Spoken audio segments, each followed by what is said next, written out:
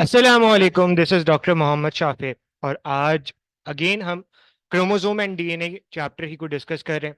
और आज जिस टॉपिक की हम बात करने वाले हैं that is basically DNA as hereditary material. अच्छा देखो, अब तक हमने पढ़ा कि भाई क्रोमोसोम क्या है, जीन क्या है और जीन लोकस क्या है। ठीक है, अब सवाल ये होता है कि जो हेरिडिटरी मटेरियल है वो हेरिडिटरी मटेरियल है क्या? आया डीएनए है, आया प्रोटीन है, आया आरएनए है? क्या ऐसी चीज है जो हेरिडिटरी मटेरियल के तौर पे काम करती है? अब in order to find the actual hereditary material बहुत सारे एक्सपेरिमेंट्स किए गए। अब बहुत सारे एक्सपेरिमेंट्स डिफरेंट साइंटिस्ट ने किए। तो आपसे आपकी किताब क्या कहती है? आपकी किताब ये कहती है कि भाई, now what is the function, now what is the function, it was confirmed by chromosomal theory that the hereditary units are located at chromosome. हमें क्रोमोसोमल थ्योरी ऑफ इनहेरिटेंस से क्या पता है? हमें क्रोमोसोमल थ्योरी ऑफ इनहेरिटेंस से ये पता है कि भाई हमारे पास हेरिडिटरी मटेरियल कहाँ लोकेटेड है? क्रोमोसोम पर। अच्छा भाई, सिंपल सी बात है, क्रोमोसोम पे लोकेटेड है। ठीक है, बात क्लियर हो जाती है। अच्छा, अब आगे आपसे क्या कह रहा है? आगे आपसे कह रहा है कि basically this hereditary unit transformed through chromosome from one generation to another. अब फॉर एग्जाम्पल ये क्रोमोसोम फादर से उनके बच्चों में और मदर से अगेन उनके बच्चों में ट्रांसफर हो रहा है, यानी कि एक जनरेशन से दूसरी जनरेशन के अंदर ट्रांसफर हो रहा है। तो अब आपसे आगे कह रहा है whereas chemically chromosome are made up of only DNA. Chromosome किससे मिलकर बना है? डीएनए और प्रोटीन से। मेजॉरिटी कौन सा प्रोटीन है? Histone protein.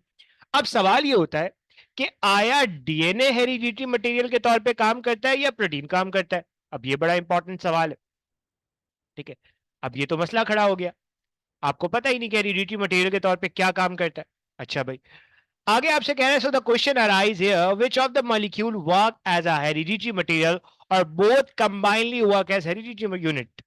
So, a series of experimental work had conducted by different scientists to reveal this mystery. ठीक है, अगेन डिफरेंट साइंटिस्ट ने एक्सपेरिमेंट्स किए। उनके अंदर जो सबसे पहला एक्सपेरिमेंट किया वो फ्रेडरिक ग्रिफ्ट ने किया, जिस एक्सपेरिमेंट को आप ट्रांसफॉर्मेशन प्रिंसिपल का भी नाम देते हो। ठीक है, this is simply a transformation principle experiment. ठीक है, तो ये किया था ग्रिफ्ट ने। ठीक है, ग्रिफ्ट एक साइंटिस्ट थे, उन्होंने बेसिकली एक्सपेरिमेंट किया।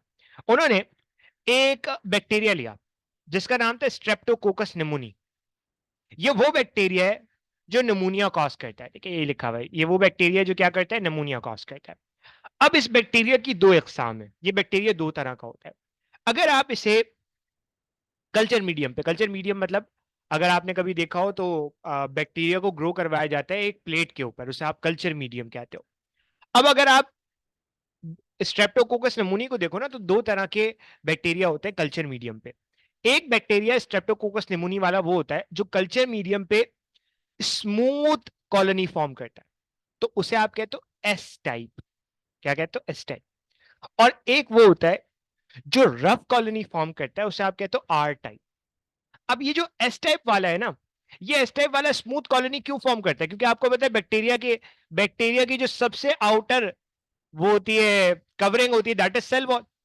इस सेल वॉल के ऊपर नेचर ने एक म्यूकोपॉलीसैकेराइड की कवरिंग दी हुई थी, जिसे आप कहते हो ग्लाइकोकैलिक्स। ये ग्लाइकोकैलिक्स होती है चिपचिपी, तो इसकी वजह से स्मूथ अपीयरेंस आ जाती है। तो कैप्सुलेटेड है and it is and it is virulent. ठीक है, R type R non violent and R genetically variable. Simple सी बात कर रहा है। तो मैंने आपको बताया दो तरह के बैक्टीरियाज हैं, एक एस टाइप और एक आर टाइप। अब आगे आपसे कह रहा है कि इन्होंने क्या किया। इन्होंने basically Frederick Griffith designed some experiment. During the course of experiments, he injected R type in laboratory mice. इन्होंने क्या किया? अब जाहिर सी बात है, एक्सपेरिमेंट करने जा रहे हैं तो उनको ऑर्गेनिज्म चाहिए। इन्होंने इन्होंने लिया एक चूहा, माइस, और इस माइस पे एक्सपेरिमेंट किया। अब इन्होंने क्या किया? इन्होंने आर टाइप, ठीक है, जिंदा आर टाइप बैक्टीरिया लिया, उसको इंजेक्शन में भरा और इंजेक्शन में भर के लगा दिया किसको? माइस को। तो हुआ क्या कि जो आपके पास चूहा था ना, वो जिंदा बच गया, वो हेल्दी रहा, और उसको किसी किस्म का कोई इंफेक्शन नहीं हुआ। फिर उसने क्या किया, एस टाइप, एस टाइप को सिंपली एस टाइप को इंजेक्ट किया। अब ये देखो, एस टाइप लिया, इसको इंजेक्शन में भरा, और इंजेक्शन में भर के लगा दिया किसको? माइस को। अब माइस जो है वो डाई कर गया। क्यों? नमूनिया की वजह से। अब इन्होंने क्या किया, अब इन्होंने कहानी की, और इन्होंने कहानी ये की, it was observe that if both strain are heated, both killed at high temperature. अब इन्होंने कहानी क्या की, इन्होंने ये एस स्ट्रेन वाला लिया बैक्टीरिया, और इसको किया हीट, इसको क्या किया? हीट किया।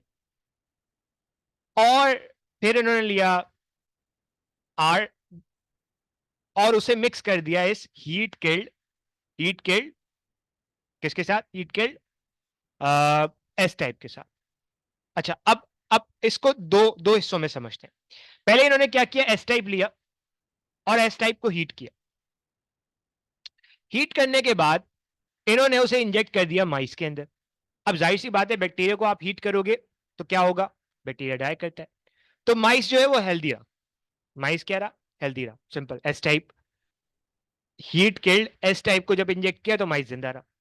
अब इन्होंने क्या किया कि इन्होंने मिलाया, अब इन्होंने इसका मिक्सचर बनाया, दिस इज आर टाइप, इसको मिलाया किसके साथ? ये हीट किल्ड एस टाइप के साथ। अब नॉर्मली क्या होना चाहिए? R type is non violent, normally इससे माइस नहीं मर रहा, हीट किल्ड एस टाइप से भी माइस नहीं मर रहा, तो माइस को जिंदा रहना चाहिए था। लेकिन यहां पे कुछ इंटरेस्टिंग सिचुएशन देखने को मिली। हुआ ये कि जब आपने इसे इंजेक्ट किया ना, तो माइस मर गया, और उन्हें living strain of S type मिल गए। हालांकि आपने हीट किल कर दिया, हीट से मार दिया था, लेकिन लिविंग एस टाइप मिल। अब सवाल ये होता है ऐसा क्या हुआ? अब जरा पढ़ते हैं जरा आगे। आपसे कह रहे हैं when heat killed S type injected to mice, no ill effect were observe. वही बात मैंने आपको बताई। So it was concluded that alive R type and heat killed S type, दोनों जो है वो माइस को नहीं मारते, have no had no ill effect on the mice. Simple. अब इन्होंने क्या किया? He designed some more experiment and found unexpected result. He found that when live R type were injected to mice and heat killed S type injected to same mice, high mortality of mice were observed. भाई heat killed S type भी कोई mice को नुकसान नहीं पहुंचा रहा था, living R type भी नहीं पहुंचा रहा था, लेकिन जब इन्होंने मिक्स करके लगाया तो माइस मर गया, चूहा मर गया। ये एक्सपेरिमेंट हुआ था 1928 के अंदर, और फिर इस एक्सपेरिमेंट के बारे में कोई सेटिस्फैक्टरी एक्सप्लेनेशन नहीं दे पाए। फिर बाद में इट वाज थॉट बेसिकली कि जो हीट किल्ड एस टाइप था ना, वो समहाउ समहाउ जिंदा हो गया। हीट किल्ड एस टाइप ना माइस के अंदर जाके समहाउ जिंदा हो गया। ये बड़ी अजीब सी बात थी। सो इट वाज अनएक्सेप्टेबल। जाहिर सी बात है, एक दफा आपने हीट किल कर लिया, बैक्टीरिया दोबारा उसमें कैसे कन्वर्ट हो जाएगा? So it was concluded that R type become S type when they come in contact with heat killed S type. This phenomena in which heat killed S type could have hereditary effect on R type is called transformation. अब कहानी क्या हुई, इस कहानी को जरा समझना। देखो हुआ ये कि अब अब बेसिकली कहानी समझने वाली क्या है? देखो, imagine this is heat killed S type bacteria. अब जाहिर सी बात है, इसका ग्लाइकोकैलिक्स डिस्ट्रॉय हो चुका है। दिस इज हीट किल्ड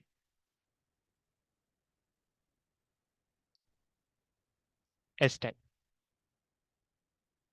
जब आपने इसको मिक्स किया, अच्छा, अब बड़ी इंपॉर्टेंट बात क्या है, इसके अराउंड जो ग्लाइकोकैलिक्स थी ना, ये ग्लाइकोकैलिक्स कैसे बनती है? ऑब्वियसली इस ग्लाइकोकैलिक्स का जीन मौजूद है इस डीएनए के अंदर।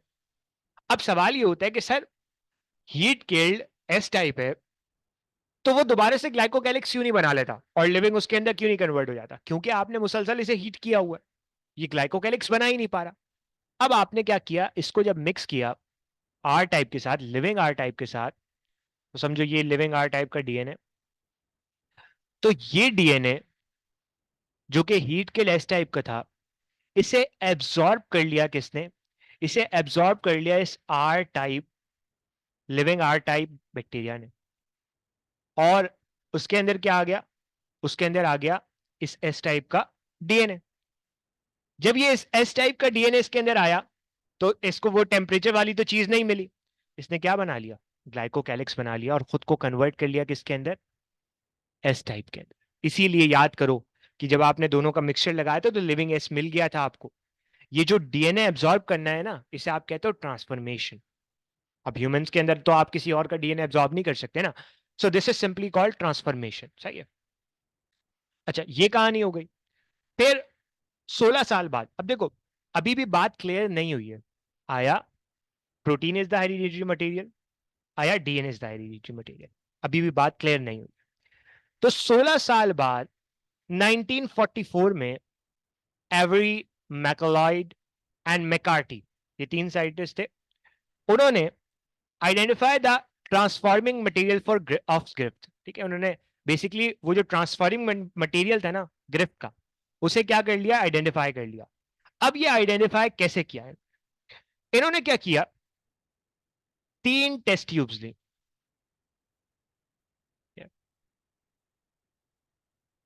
क्या लिया, तीन टेस्ट ट्यूब।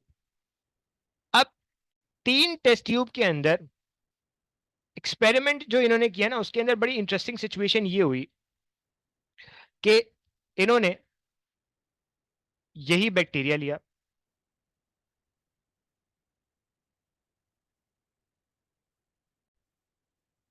कौन सा बैक्टीरिया लिया भाई, यहां पे इन्होंने लिया हीट किल्ड एस टाइप। ठीक है, तीनों टेस्ट ट्यूब के अंदर heat killed S type bacteria डाला। ठीक है, और तीनों के अंदर इन ऑर्डर टू आइडेंटिफाई कि भाई DNA is the hereditary material, RNA is the hereditary material और protein is the hereditary material, इन्होंने एक टेस्ट ट्यूब के अंदर डाला डीएनएस। डीएनएस वो एंजाइम है जो डीएनए को डाइजेस्ट करता है। एक के अंदर डाला आरएनएस और एक के अंदर डाला प्रोटीएस। अब सोचो, जिसके अंदर इन्होंने डीएनएस डाला होगा उसके अंदर डीएनए तो चला गया, डाइजेस्ट हो गया। अच्छा, उसके अलावा हमारे पास आरएनए बच गया और प्रोटीन बच गया। अच्छा, अब इन्होंने क्या किया, जो दूसरी वाली टेस्ट ट्यूब थी जिसके अंदर आरएनए डाला था, आरएनए डाइजेस्ट हो गया, डीएनए और प्रोटीन बच गया। और थर्ड वाली के अंदर प्रोटीन डाइजेस्ट हो गया, डीएनए बच गया। ठीक है, डीएनए बच गया, डीएनए बच गया और हमारे पास क्या बच गया, आरएनए बच गया, प्रोटीन हो गया डाइजेस्ट। अब इन्होंने क्या किया, जब इन तीनों टेस्ट ट्यूब को एक दूसरी टेस्ट ट्यूब के अंदर, तीन टेस्ट ट्यूब्स के अंदर कन्वर्ट किया। अब ये वाला जो मिक्सचर था इसके साथ इन्होंने मिला दिया आर टाइप को। अब सोचो, इस वाली टेस्ट ट्यूब के अंदर S type, heat kill S type है, और उस हीट किल एस टाइप का क्या बचा हुआ है, सिर्फ आरएनए और प्रोटीन बचा हुआ है। जब इन्होंने इसको माइस में इंजेक्ट किया तो डीएनए, डीएनए तो आपने डाइजेस्ट करवा दिया, तो अब आर टाइप को, जो हीट किल एस टाइप है, वो आर टाइप को डीएनए कैसे ट्रांसफर करता, नहीं किया। जब आपने इसको माइस में इंजेक्ट किया तो माइस जिंदा रहा, माइस अलाइव रहा। ठीक है। अच्छा, फिर जब आपने दूसरी टेस्ट ट्यूब को लिया और इसका मटेरियल डाला इसके अंदर और फिर इसको R type, living R type के साथ मिक्स किया, तो इसके अंदर क्या बचा हुआ था, डीएनए और प्रोटीन बचा हुआ था। अब जब आपने इसे इंजेक्ट किया तो डीएनए तो था, तो वही ट्रांसफॉर्मेशन हुई एस टाइप से आर टाइप की तरफ। और जब आपने इसे माइस में इंजेक्ट किया तो माइस क्या हो गया, डेड हो गया, क्यों, क्योंकि डीएनए था और अगेन वही एस टाइप ने आर टाइप को डीएनए दे दिया और ट्रांसफॉर्मेशन। सेम कहानी थर्ड वाली के साथ भी हुई। थर्ड वाले को भी जब आपने डाला और आर टाइप मिक्स किया तो इसके अंदर क्या बचा हुआ है, डीएनए और प्रोटीन, डीएनए और आरएनए बचा हुआ है। अब आपने इसको भी जब माइस में इंजेक्ट किया तो माइस मर गया। अब एक बात तो बहुत क्लियर हो गई कि बेसिकली यही बात आपसे कह रहा है, they tested reaction of heat killed bacteria of their for their transformation ability and found out that it was not RNA or various protein but only DNA that possessed transforming property. अब इन्होंने इस बात को साबित किया कि transformation DNA की हो रही है, ना तो प्रोटीन की हो रही है ना आरएनए की हो रही है. वही बात, if the enzyme deoxyribonuclease that hydrolyzed DNA was added to the heat killed S type, the transforming property was lost. वही बात जो मैंने आपको अभी क्लियर की. Therefore it has been clear beyond any doubt that DNA must be genetic material. तो ये बात क्लियर हो रही है कि DNA is the genetic material. ठीक है, ये कहानी तो किसकी थी? ग्रिफ्ट की थी. फिर अब इसको और ज्यादा क्लियर करने के लिए भाई आया DNA is the hereditary material और protein is the hereditary material. तो अब इन्होंने क्या किया? अब इन्होंने एक एक्सपेरिमेंट डिजाइन किया. किसने भाई? Hershey and Chase. ये दो साहब ऐसे थे, Alfred Hershey and Martha Chase. 1952 के अंदर इन्होंने एक्सपेरिमेंट परफॉर्म किया बैक्टीरियोफेज के ऊपर after the findings of every and को फाउंडर्स. अब इन्होंने बैक्टीरियोफेज को ही क्यों चुना? क्योंकि अगर आपने कभी बैक्टीरियोफेज को देखा हो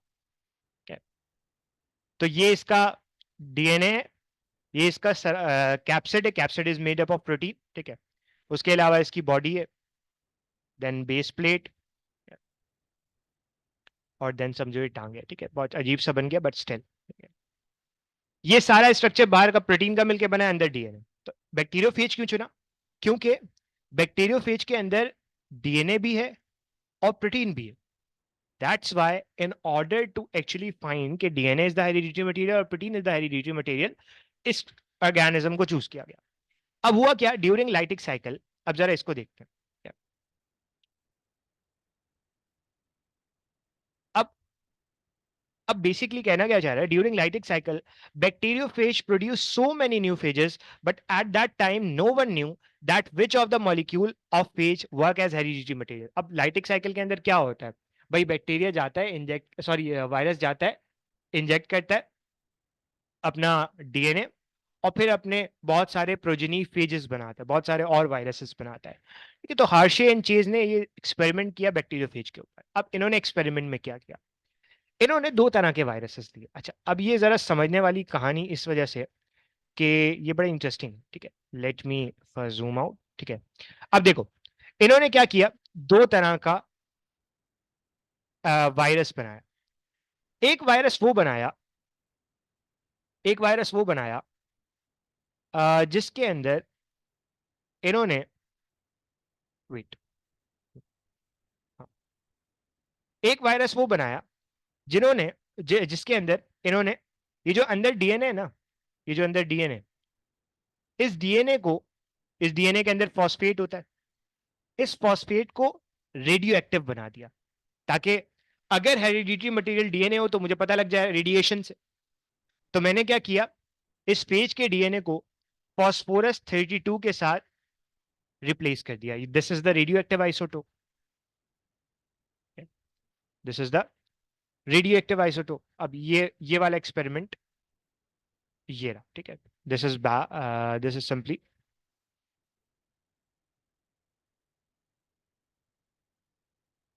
this is simply the reaction. अच्छा, ये रहा रेडियो एक्टिव डीएनए. ये क्या है? Radio active DNA. अब ये रेडियो एक्टिव डीएनए ने जब अपना डीएनए इंजेक्ट किया इस बैक्टीरिया के अंदर, बैक्टीरिया कौन सा चूज किया? ठीक है, बैक्टीरिया बेसिकली इन्होंने चूज किया और बैक्टीरियोफेज के साथ ये काम किया इन्होंने. सही है. अब इन्होंने क्या किया, इन्होंने इस बैक्टीरिया को इन्फेक्ट करवाया और इन्फेक्ट करवाने के बाद, इन्फेक्ट करवाने के बाद हुआ ये कि इसने अपना डीएनए इंजेक्ट किया, फिर आपने इसको बाइलाइटिक साइकिल करने दी और आपने क्या किया, इसको सेंट्रीफ्यूज मशीन में डाल के सेंट्रीफ्यूज कर लिया. अब जब आपने देखा तो जो भारी वाली चीजें थी वो नीचे बैठ गई, जो हल्की वाली चीज थी वो ऊपर बैठ गई. आपको पता है सेंट्रीफ्यूज मशीन के अंदर क्या होता है? फॉर एग्जांपल आप अगर मट्टी और पानी लो और इसको हिलाओ तो मट्टी नीचे बैठ जाएगी, पानी ऊपर आ जाएगा. सिंपल सी बात है. इसी तरह जो हल्की चीज थी जिसकी डेंसिटी कम थी वो ऊपर आ गई, जो भारी थी वो नीचे बैठ गई. अब जब इन्होंने नीचे से पैलेट निकाला तो इसके अंदर इसके अंदर इन्हें क्या मिला? इसके अंदर इन्हें फेज का डीएनए मिला जो कि रेडियो एक्टिव था। अच्छा, दूसरी तरफ दूसरी तरफ दूसरी तरफ इन्होंने क्या किया था? दूसरी तरफ इन्होंने एक दूसरा वायरस बनाया, जिसके अंदर क्या किया? जिसके अंदर बेसिकली इन्होंने बजाय डीएनए को रेडियो एक्टिव बनाने के, अब इन्होंने बाहर वाले प्रोटीन को रेडियो एक्टिव बना दिया कि आया प्रोटीन अंदर जाता है, डीएनए अंदर जाता है। अब इन्होंने क्या किया? अगेन वही कहानी की कि बैक्टीरिया के अंदर इंजेक्ट किया और फिर इसे सेंट्रीफ्यूज किया। इन्होंने ये देखा कि ये जो फेजेस अंदर से बने हैं ना, जब इसे इन्होंने सेंट्रीफ्यूज किया तो इन्हें ये नजर आया कि इसके अंदर कोई भी रेडियो एक्टिव सब्सटेंस नहीं है। सो इट मींस कि ये जो बाहर प्रोटीन था ना, ये तो बैक्टीरिया के अंदर आया ही नहीं। आपको पता है ना, बैक्टीरिया अपना डीएनए इंजेक्ट करता है और बाहर वाला जितनी भी चीजें उसे बाहर फेंक देता है। तो प्रोटीन तो अंदर आया ही नहीं। जब प्रोटीन अंदर नहीं आया तो सिंपली अब इन्होंने प्रोटीन को, अब ये जरा समझने वाली बात है, इन्होंने प्रोटीन को रेडियो एक्टिव बनाया कैसे? प्रोटीन के अंदर होता है सल्फर। इन्होंने सल्फर 32 लिया और उसे जो है, सॉरी सल्फर 32 बोल रहा हूँ, नॉर्मली यहाँ पे इन्होंने लिखा हुआ है, इन्होंने सल्फर 35 लिया, सही है, सल्फर 35 लिया और सिंपली इसे रेडियो एक्टिव बना दिया। लेकिन अगेन प्रोटीन अंदर नहीं गया, इसलिए इसके अंदर आपको कोई रेडियो एक्टिविटी एज सच नहीं मिली। तो इट मींस ये बात साबित हुई कि it is not the protein जो अंदर जा रहा है और हेरिडिटी मटेरियल के तौर पे काम कर रहा है, it is the DNA. It is the DNA. अब जरा पढ़ भी लेते हैं साथ साथ, ठीक है। सो आपसे कह रहा है कि during their experiment, they radio labeled DNA of bacteriophage with P32 phosphate 32 and its protein code with S35. अब हुआ ये, the labeled virus were permitted to attack the bacteria. The new phage which were coming out from the host contain only P32, not S35. ठीक है। The S35 was found in the medium. On the basis of this result, it was clear that it was P32 containing DNA that entered in the host are directed to protein new phages. ठीक है, यही P32 वाला DNA है जो ये सारा काम करवा रहा है. It is not the basically protein. So it is shown that DNA work as the hereditary material. तो इस एक्सपेरिमेंट से ये बात साबित हुई कि भाई it is actually the DNA which is working as basically the hereditary material. यहां पे आके हमारा DNA as hereditary material वाला टॉपिक हो गया कंप्लीट। इस वीडियो के अंदर अगर कोई भी मसला हो, कोई भी प्रॉब्लम हो या कोई भी क्वेश्चन हो आप इन दोनों एक्सपेरिमेंट से रिलेटेड, तो आप कमेंट सेक्शन के अंदर जरूर पूछ सकते हो। वीडियो अच्छी लगी हो तो चैनल को सब्सक्राइब करना, वीडियो को लाइक जरूर करना और कमेंट सेक्शन के अंदर जरूर बताना कि वीडियो कैसी लगी। तो आज के लिए फिर हम इतना ही रखते हैं, इंशाल्लाह नेक्स्ट वीडियो में फिर मुलाकात होगी, तब तक के लिए अल्लाह हाफिज।